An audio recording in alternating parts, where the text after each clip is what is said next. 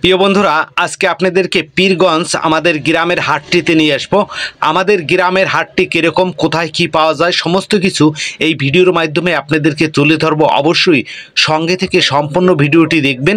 আমাদের এই হাটে কাঠের জুতা এখনও পাওয়া যায়। আমাদের এই হাটে কাঁসার আসবাবপত্র এখনও পাওয়া যায়। আমরা এই মুহূর্তে হাঁটছি হাটের দিকে, এক পর্যায়ে হাটে চলে এসেছি। আমাদের এই হাটটিতে মোটরসাইকেল এবং বাইসাইকেল বিক্রি হয়। যেহেতু আমাদের হাটটি একদম বর্ডার এলাকায়, এখানে দেখতে পাচ্ছেন অনেক মোটরসাইকেল বাইসাইকেল। আমাদের এখানে হাটে কাঠের চেয়ার টেবিল খাট পালং এগুলো বিক্রি হয়। ভ্যান ভরে সাইকেল চলে আসছে এই হাটটিতে। এই হাটটির নাম হচ্ছে নসিবগঞ্জ হাট।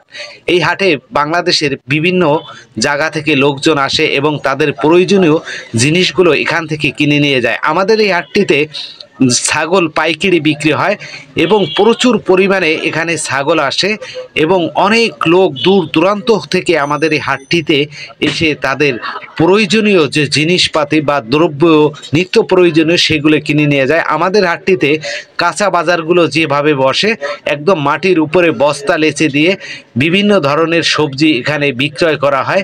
আমাদের সেই গ্রামের একদম ঐতিহ্যবাহী নসিবগঞ্জ হাট। এই হাটে গরু বিক্রি হয়, দেশি গরু, অরিজিনাল গরু, মাটির হাঁড়ি পাতিল, মাটির ব্যাংক। আপনাদের এলাকায় এরকম হাট আসে কিনা জানাবেন।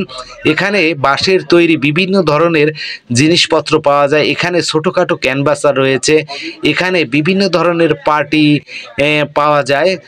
এখানে হাটগুলো বসে একদম লুঙ্গি মানে ক্যানভাসার বিভিন্ন ধরনের, আপনি যা কখনো কোনো দিন দেখেননি এই হাটটির ভিতরে সমস্ত কিছু আস্তে আস্তে আপনি দেখতে পারবেন। আরও মজার জিনিস রয়েছে সামনে। সঙ্গে থেকে সম্পূর্ণ ভিডিওটি দেখলে হয়তো আপনার মন ভরে যাবে। এই দেখছেন কাঠের জুতা। আমাদের এলাকায় কাঠের জুতা এখনও বিক্রি করা হয়।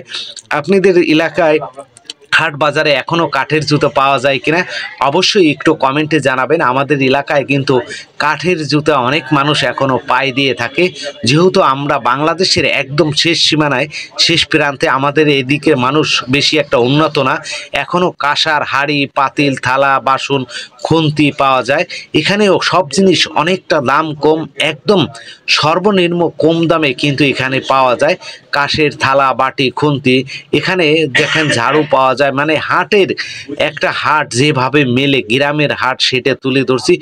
তবে আমাদের এখানে বিভিন্ন ধরনের মশলা পাওয়া যায়।